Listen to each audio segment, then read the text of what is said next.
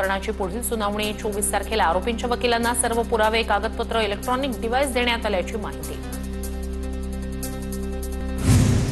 निर्दोष मुक्ततेसाठी वाल्मिक कराडचा कोर्टात अर्ज, तर वाल्मिकची संपत्ती मकोकाखाली जप्त करण्यासाठी कोर्टात अर्ज। अॅडव्होकेट उज्ज्वल निकम यांची माहिती। देशमुखांना मारहाण होतानाचा व्हिडिओ न्यायालयात सादर केला। व्हिडिओ आरोपींनीच रेकॉर्ड केला होता। साक्षीदारांची नावं उघड करण्यात येऊ नये, आरोपींच्या वकिलांना सूचना। अॅडव्होकेट उज्ज्वल निकम यांची माहिती। रायगडच्या रोहा तालुक्यात ठाकरेंच्या शिवसेनेला धक्का। तालुका प्रमुख समीर शेडगे अजितदादांच्या राष्ट्रवादीत प्रवेश करणार। 13 तारखेला सुनील तटकरेंच्या उपस्थितीत पक्षप्रवेश होणार। सिंहस्थ कुंभमेळ्याची कामं सुरू होत नसल्यानं महंतांमध्ये नाराजी। कुंभमेळ्याबाबत केवळ फक्त बैठकाच होत असल्याचा आरोप। प्रत्यक्ष कामाला सुरुवात कधी होणार, साधू महंतांचा सवाल। राज्यातील एसटी कर्मचाऱ्यांना सरकारकडून मार्च महिन्याचं केवळ 56% वेतन। शासनाकडून मागणीच्या तुलनेत निम्माच निधी मिळाल्यानं वेतन कमी, उरलेलं 44% वेतन कधी मिळणार, याबाबत कर्मचारी चिंतेत। तर एसटी कर्मचाऱ्यांना मार्च महिन्याचं केवळ 56% वेतन मिळालेलं आहे। राज्य सरकारकडूनच एसटी महामंडळाला निधी कमी आल्यानं एसटी कर्मचाऱ्यांना मार्च महिन्याचं वेतन कमी देण्यात आलेलं आहे। आता उर्वरित वेतन कधी मिळणार याकडे लक्ष असेल। मार्च महिन्याचं वेतन अर्धच आल्यानं एसटी कर्मचारी आक्रमक। पूर्ण पगार द्या, अन्यथा आंदोलन करणार, एसटी कामगार संघटनांचा इशारा।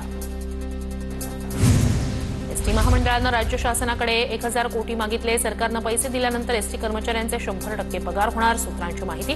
15 तारखेला महामंडळाची परिवहन विभागाच्या सचिवांसोबत बैठक। पालघर जिल्ह्यात ईएसआयसी रुग्णालयासाठी जागा देणार, महसूल मंत्री चंद्रशेखर बावनकुळे यांचं आश्वासन। कुंभवतीत 150 खाटांचं ईएसआयसी रुग्णालय बांधण्याचा प्रस्ताव। गॅस सिलेंडर दरवाढी विरोधात पुण्यात ठाकरेंच्या शिवसेनेचं आंदोलन। रस्त्यावर चूल मांडून ठाकरेंच्या शिवसेनेकडून सरकारचा निषेध।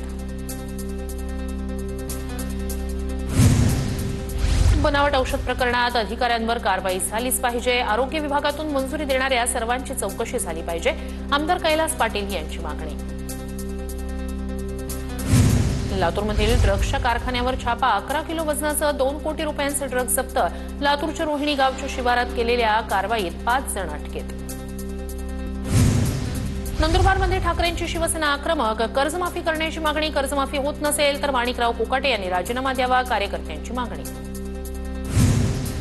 भुसावळच्या पिंपळगाव खुर्द वनहद्दीत मोठ्या प्रमाणात राखेची वाहतूक। राखेमुळे शेतकऱ्यांचं नुकसान, राखेची वाहतूक बंद करण्याची परिसरातील शेतकऱ्यांची मागणी। वाशिमच्या भर जहागीरमध्ये हंडाभर पाण्यासाठी महिलांची पायपीट, प्रशासनाकडे दखल घेण्याची मागणी। जालन्याच्या बदनापुरातील अकोला गावात गोठ्याला आग, आगीत जनावरांचा चारा जळला। आगीत एका गायीचा मृत्यू झाल्याची प्राथमिक माहिती। सोलापूर शहरातील अनेक भागात अद्यापही गढूळ पाणी पुरवठा। भवानीपेठ, मराठा वस्ती, शिवगंगा मंदिर अशा अनेक भागांमध्ये दूषित पाणी पुरवठा, काळकुट्ट पाणी येत असल्यानं नागरिक संतप्त। नाशिकच्या येवल्यात छावा क्रांतीवीर सेनेच्या 15 पदाधिकाऱ्यांवर गुन्हा दाखल। विनापरवाना बैलगाडी आंदोलन केल्यानं पदाधिकाऱ्यांवर गुन्हे दाखल। अकोल्यात राष्ट्रीय महामार्गावर 4 चाकीचा अपघात, चालकाचं नियंत्रण सुटल्यानं अपघात, 3 ते 4 जण जखमी। डॉक्टर पंजाबराव देशमुख कृषी विद्यापीठ परिसरातील घटना।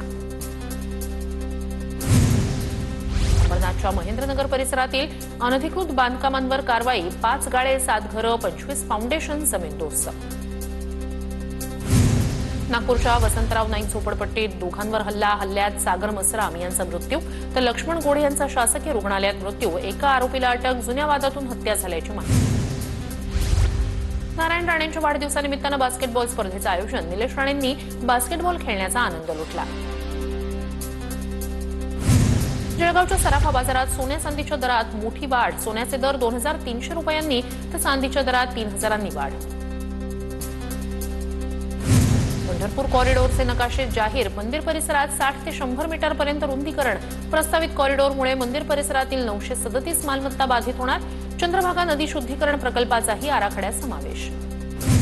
गोंदियाच्या अर्जुनी मोरगाव तालुक्यात वादळी वाऱ्यामुळे आंबा पिकाचं नुकसान। आंबे गळून पडल्यानं शेतकऱ्याचं आर्थिक नुकसान। करंट उन्हानं नागरिक हैराण। मालेगावचा पारा 43 अंशांच्या पार। खबरदारी म्हणून मालेगावमध्ये उष्माघात कक्ष तयार। नाशिकमध्ये उच्चांकी तापमानानंतर आजपासून पारा कमी होणार। हवामान विभागाकडून संकेतस्थळावर माहिती. कडक उन्हापासून नाशिककरांना आठवडाभर तरी दिलासा मिळण्याची शक्यता.